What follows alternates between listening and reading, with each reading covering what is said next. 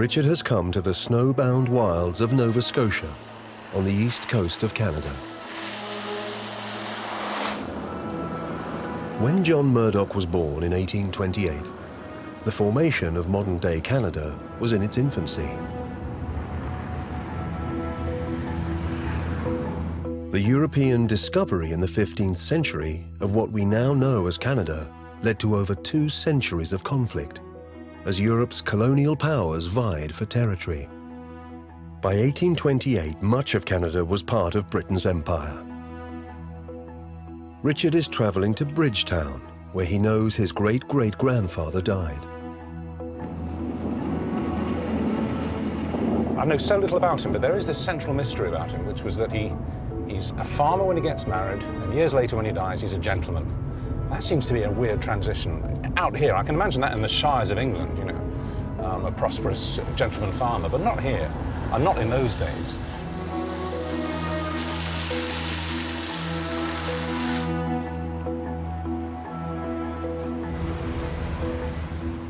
Richard is meeting local historian Francis Lowry at the James House Museum. I'm trying to trace the mother's side of my family.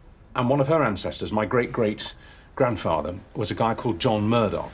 All I know about him is that he was born in 1828, died in 1912. And that's kind of it. Well, we have a copy of John Murdoch's obituary in the Halifax newspaper. That's the capital of the province?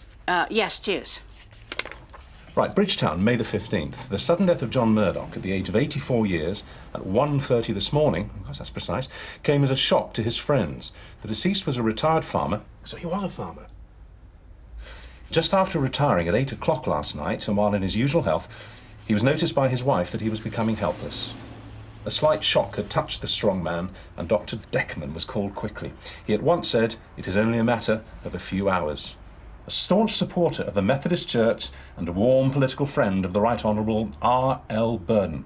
Burial at Bridgetown on Thursday afternoon. That was really something that it was in the Halifax paper, because that had just been after the Titanic had gone down. The previous month, of course, in April. Yes. So Halifax was a very busy place with the burial of over 150 people in Halifax. So it had to be reported big. He was a big guy. Well, he was a well-respected farmer, and you can tell his relationship with Sir Robert Borden there,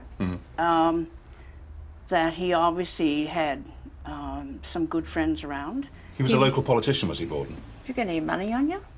Yes, why? Why? Take out your money.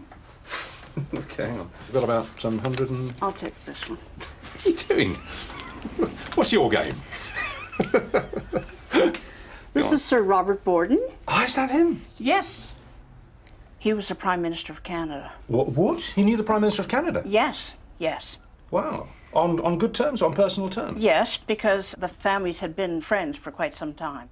Does this mean that my great-great-granddad had influence? Yes. He was influential in town. Okay. And he was born here, and we have his parents' marriage. So here it is here. Another John Murdoch and Harriet Hicks of Annapolis. Harriet Hicks's grandfather was John Hicks, and he was a settler here. He came here in 1765. Oh, we're really going back now then. Oh, yes. So this is early days for Nova Scotia. This is early days. When John Murdoch married into the Hicks family, he was marrying into one of the most influential families in the area. John Hicks established the very first ferry here on the river. There was no bridge. Right. So he established the very first ferry. And so the local name for the town became Hicks's Ferry.